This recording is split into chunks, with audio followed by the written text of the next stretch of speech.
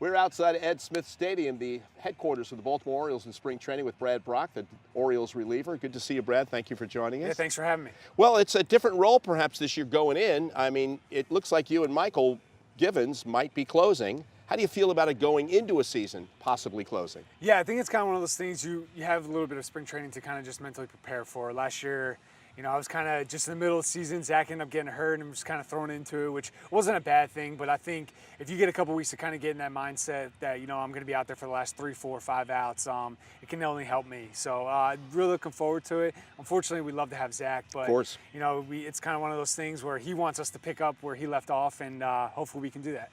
What did you learn, the difference between a setup and a closer last year?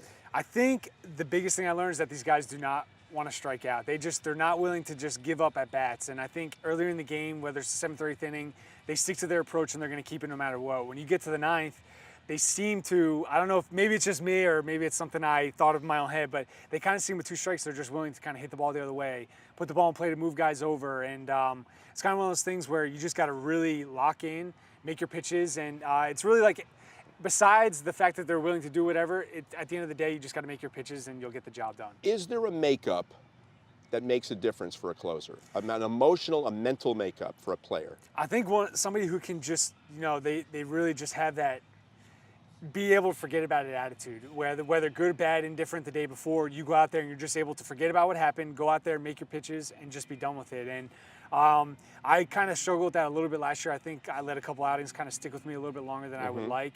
So that's definitely something I learned from last year and look forward to using this year. But definitely if you can go out there and just forget about it, because every outing is a different save opportunity. So what you did before doesn't matter, and what you do next is not going to matter.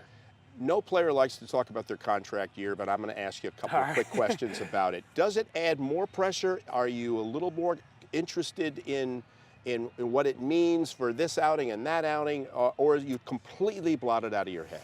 It's not one thing you think about like during an outing. I think it's, or even the course of a season. Once the season starts, I'm focused on outing to outing, and I go day by day. I'm not really worried about what's going to happen at the end of the year. And I think I've been around long enough that I kind of know where the numbers are going to end up, and it's kind of one of those things. I had Houston Street in San Diego, and he told me, he goes, hey, when you play a certain amount of years, you know what your strikeouts are going to be, where your innings are going to be, what your appearances are going to be, and everything just kind of falls into place. So I'd like to think that I've gotten to that point, and the season is going to pan out the way it does. I mean, it's obviously an exciting thing personally for myself and for my family and stuff like that, but it's one of those things I try not to think about, and when I go out there and once the season starts, it's going to be the first thing for my mind. Well, Janae, of course, your wife, who's in a situation now where she's going to be playing again tonight, her second year. I think it's the second, maybe it's the third. Yeah, I think it's the second year. Second year. Let's talk about her music, because you can hear some of the music behind us. This is a great charity benefit, by the way. Yes. You guys are going to be very proud of that. Yeah, definitely. What are you proudest of when you see her up there performing? Because obviously at some point, I know you met her. That's how you met her, doing a show. What are you proudest of when you watch her perform? I just think she's so in her element, and it's one of those things where she can just command her room when she gets up there, and you can just kind of see that little bit of light in her eyes when she's up on stage, and she just loves it. She loves talking to the crowd. When she was playing, I think that was more of her favorite part, was interacting with the crowd than it was actually singing the songs. So she likes joking with the crowd. She likes getting up there and just kind of being up there for 4 hours and just, like I said, commanding the room. And it's one of those things she really enjoys. And when she gets up there, like I said, I see that sparkle in her eye, or whatever you want to call it, and she has such a great time doing it, and it's really nice to see.